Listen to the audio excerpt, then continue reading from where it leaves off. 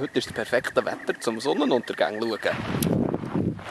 Darum gehen wir jetzt Sonnenuntergang schauen. Was kann man besseres machen als Sonnenuntergang schauen um die Zeit? Juhu!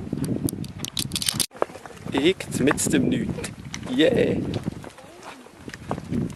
Super Sache.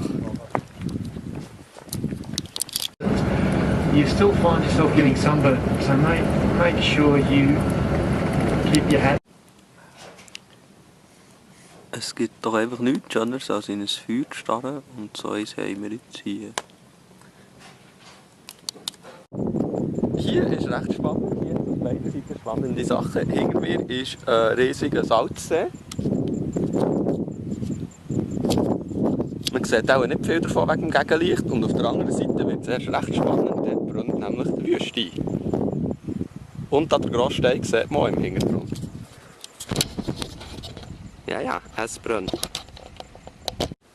Im Prinzip sieht man gar nicht, wie hoch das der Stein ist, wenn man nicht fast unten dran steht. Ich versuche jetzt trotzdem mal gegen rauf zu pennen, dass man vielleicht etwas sieht.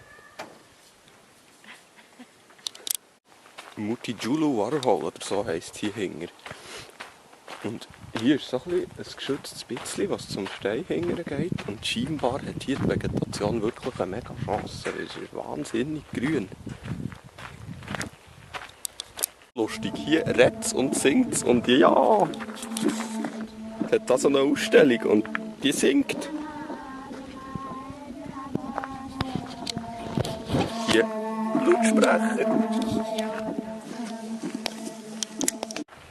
Es hat hier fliegende und nicht fliegende Vögel. Schmetterlinge haben wir gesehen. Und was mich am meisten erstaunt ist, dass es so viel grüner ist, als man eigentlich würde erwarten von hier. Nicht alles nur rot. So, mittlerweile bin ich sehr nah an diesem Stein.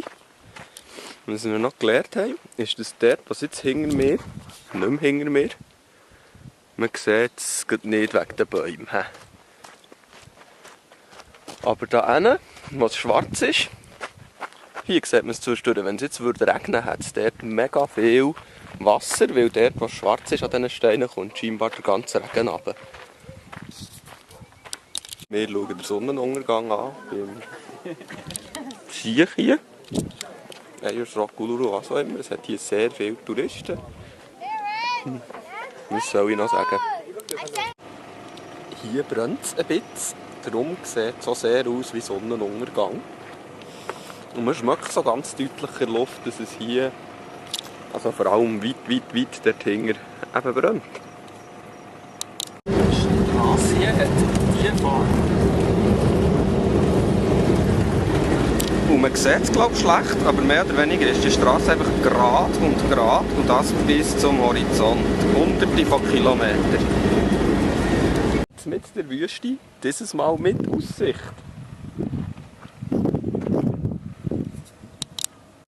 Wir sind hier im Garden of Eden. Das ist unten in einer Schlucht.